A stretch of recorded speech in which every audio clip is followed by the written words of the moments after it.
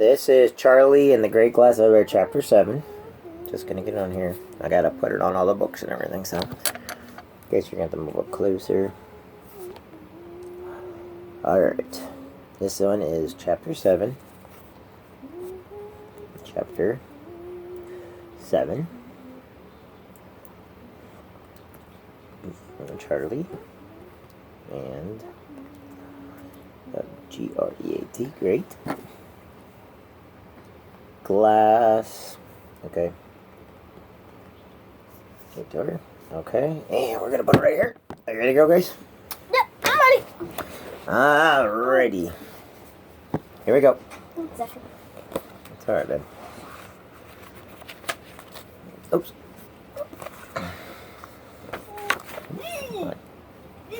Alright, Gracie, turn on. Come on. Get over here. Sit by me. Alright.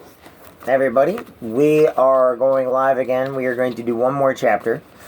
Gracie wanted to do one more chapter of Charlie and the Great Glass Elevator. If you recall, in Chapter 6, the president invited them to the White House. They chose not to go. Right now, everybody in the world thinks that Willy Wonka, Charlie, and his family are all Martians. And all of a sudden, something nasty was coming up the elevator. All the elevators. Plural, not singular. So everything. So now Chapter 7 is called Something Nasty in the Elevators. Okay? And right now, this is Chapter 7. As you can see, there's an illustration on the other side that we don't know what is nasty in the elevators. So here we go. Something nasty in the elevators. Alright, you ready, Grace? Okay. Something nasty in the elevator. Grandma Josephine had stopped screaming now. She had gone rigid with shock. The rest of the group by the bed, including Charlie and Grandpa Joe, had become as still as stone. They dared not move. They dared hardly breathe. And Mr. Wonka, who had swung quickly around to look when the first scream came, was dumbfounded as the rest. He stood motionless, gaping at the thing in the elevator, his mouth slightly open, his eyes stretched wide as two wheels. What he saw, what they all saw, was this. It looked more than anything like an enormous egg balanced on its pointed end. It was as tall as a big boy and wider than the fattest man. The greenish-brown skin had a shiny whitish appearance, and there were wrinkles in it. About 3/4 up, in the widest part, there were two large, round eyes, as big as teacups. The eyes were white, but each had a brilliant red pupil in the center. The red pupils were resting on Mr. Wonka. But now they begun traveling slowly across Charlie and Grandpa Joe and the others by the bed, settling upon them and gazing at them with a cold, malevolent stare. The eyes were everything. There were no other features, no nose or mouth or ears, but the entire egg-shaped body was itself moving very, very slightly, pulsing and bulging gently here and there as though the skin were filled with some thick fluid. At this point, Charlie suddenly noticed that the next elevator was coming down. The indicator numbers showed above the door flashing 6, 5, 4, 3, 2, 1. Lobby. There was a slight pause. The door slid open, and there, inside the second elevator, was the enormous, slimy, wrinkled, greenish-brown egg with eyes. Now the numbers were flashing above all 3 of the remaining elevators. Down they came. Down, down, down.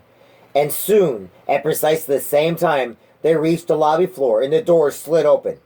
5 open doors now. 1 creature in each. 5 in all. And 5 pairs of eyes with brilliant red centers, all watching Mr. Wonka and watching Charlie and Grandpa Joe and the others.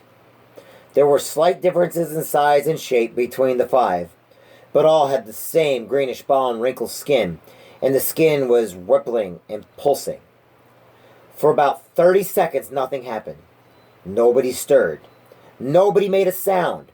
The silence was terrible. So was the suspense. Charlie was so frightened, he felt himself shrinking inside his skin.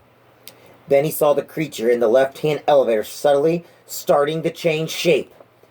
Its body was slowly becoming longer and longer and thinner, going up and up toward the roof of the elevator. Not straight up, but curving a little to the left, making a snake-like curve that was curiously graceful. Up to the left, then curling over to the top to the right, and coming down again in a half circle. Then the bottom end began to grow out of a well, like a tail creeping along the floor to the left, until at last the creature, which had originally looked like a huge egg, now looked like a long, curvy serpent standing up on its tail. Then the one in the next elevator began stretching itself in much the same way, and what a weird and oozy thing it was to watch. It was twisting itself into a shape that was a bit different from the first, balancing itself almost, but not quite, on the tip of its tail. Then the three remaining creatures began stretching themselves all at the same time, each one elongating itself slowly upward, growing taller and taller, thinner and thinner, curving and twisting, stretching and stretching, curling and bending, balancing either on their tail or on their head or both, and turned sideways now, so that only one eye was visible. When they had all stopped stretching and bending, this was how they finished up.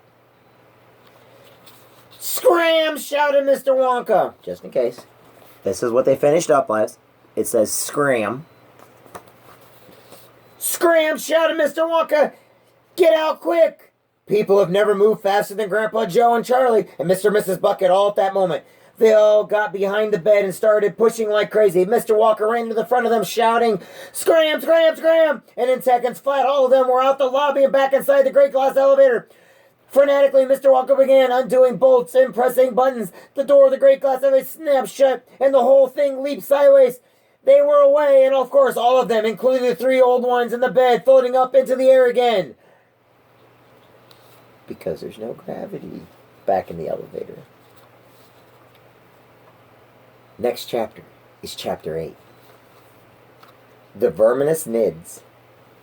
The Vermicious Nids. Canids. So, we'll read that another time. We wanted to read one more chapter. So I hope everybody's having a great day, and we'll talk to you guys later.